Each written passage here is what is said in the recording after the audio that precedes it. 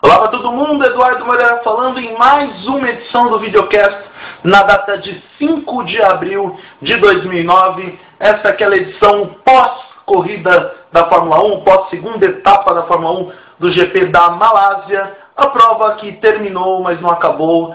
A prova que acabou na 33ª volta porque São Pedro resolveu, digamos assim, inundar tudo. A pista virou um verdadeiro rio, ficou impossível de se dirigir e, para completar, a FIA também decidiu encerrar a prova por causa do horário que eles mesmos escolheram, que era o horário das 17 horas no horário local da Malásia.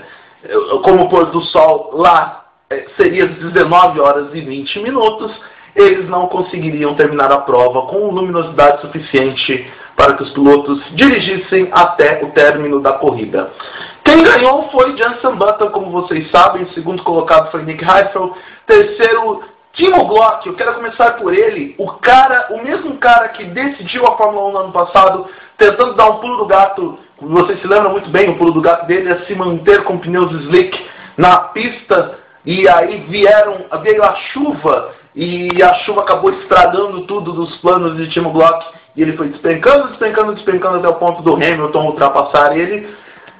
Ele deu pulo do gato dessa vez e deu certo, porque ele colocou pneus de chuva intermediária antes do que muita gente, ou antes do que todo mundo. Na verdade, na hora que a chuva mais apertou, Kimi Raikkonen tentou pôr pneus de chuva um pouco antes da chuva chegar, só que a chuva demorou um pouco mais do que a Ferrari previu. Mais uma besteira da equipe de Stefano Domenicali, e aí o Kimi Raikkonen ficou no meio do caminho. Não aconteceu isso com o Timo Glock. Ele permaneceu na pista, chegou a liderar a prova, só que aí quando a chuva apertou, os pneus intermediários já não servia mais, e aí Jenson Button e Nick Heidfeld ultrapassaram. O Rubens Barrichello ficou em quinto lugar. Foi até um bom negócio para ele. A diferença dele para o Button agora são 5 pontos de vantagem. É claro que ele vai obviamente ter que correr atrás se ele quiser pensar em alguma coisa, mas pelo menos não foi um prejuízo total, diferente do Felipe Massa, que não acumulou ponto nenhum. É o mesmo início de temporada de 2008, e aí temos que começar a pensar e refletir não só no ponto de que a Ferrari o atrapalha, mas também na própria performance dele e do carro. Porque aí depois não dá para virar e falar, mas fulano ganhou o título, teria ganho se a Ferrari não tivesse atrapalhado tanto. A mesma história. Precisa ver também a performance individual do piloto. Fato é que o Massa, por mais que tente, a Ferrari não está naqueles seus melhores dias. Algumas notícias durante a semana, especula-se realmente de que a Brown GP vai ser comprada pela Virgin. Vamos ver se será. E aí o nome da equipe mudaria, o Ross Brown seria o diretor e continuaria como diretor esportivo da equipe, como chefão da equipe, mas o dono seria o Richard Branson. Outra coisa, a partir desta etapa e até o término do Mundial, eu particularmente vou chamar o inglês Lewis Hamilton apenas e tão somente de mentiroso.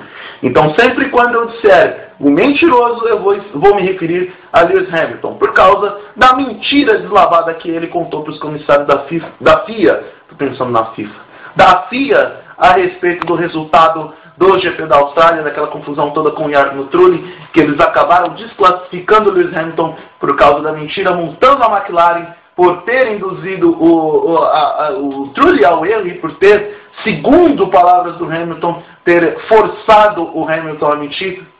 Na verdade, ninguém forçou nada. O Hamilton mentiu porque quis. O Hamilton mentiu porque, para ele, sabia que era a única alternativa a usar da mentira, e até especulam-se a exclusão dele do Mundial. Eu, particularmente, não acredito que isso vai acontecer. Eu prefiro mais acreditar que ele mesmo vai, assim, ser suspenso por algumas etapas no máximo. Se bem que a McLaren é reincidente, né? E aí cria um ponto de irritação. Até quando a McLaren vai continuar cometendo as mesmas coisas, os mesmos erros, as mesmas falcatruas que cometem sempre. Nelson Piquet rezando para a chuva acabar, que ele não tinha carro e nem condições de permanecer na pista de jeito nenhum. A prova estava bem legal, tava muitas alternativas de ultrapassagens e tudo mais, até o ponto que foi chuva média, quando a chuva estava naquela coisa, não estava uma chuva pesada, aquele dilúvio que caiu na Malásia, estava bacana a prova, muitas alternativas de ultrapassagem, até mesmo o Barrica estava se recuperando, ele chegou a ficar na segunda posição antes da chuva efetivamente apertar. Se tivesse ficado naquele ponto, ele certamente teria ultrapassado o Button, mas aí a chuva apertou, a pista virou um rio e não teve como continuar mesmo.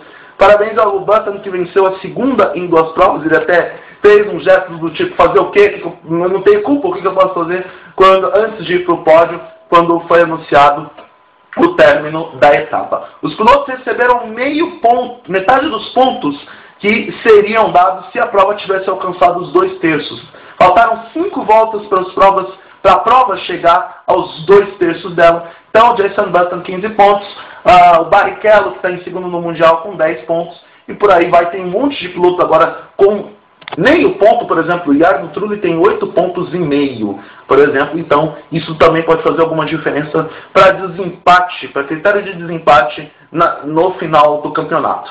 Próxima prova da Fórmula 1, GP da China. Não me arrisco a dizer o horário, porque graças à preguiça dos europeus, eles colocaram, a FIA colocou esse horário das 17 horas, e eu espero que isso nunca mais se repita, porque acho que o próprio Bernie Eccleston deve ter visto a cagada que fez hoje, porque um detalhe a ser ressaltado, é que não tanto em virtude da chuva que não parava, que a prova foi cancelada, mas em virtude do tempo, da parte de fuso horário. Eles iam terminar essa prova à noite, praticamente, e não tem iluminação artificial no circuito de Sepang. Se fosse no horário normal, das 14 horas ou 15 horas, como é normalmente as provas da Fórmula 1, certamente essa prova se encerraria, por mais que o tempo fosse esticado. Outra coisa também, entra o tempo de televisão e tudo mais, mas todo mundo sabe que em bandeira vermelha a prova é congelada, o tempo de prova é congelado, e aí a televisão que se virasse depois para poder ajustar suas grades.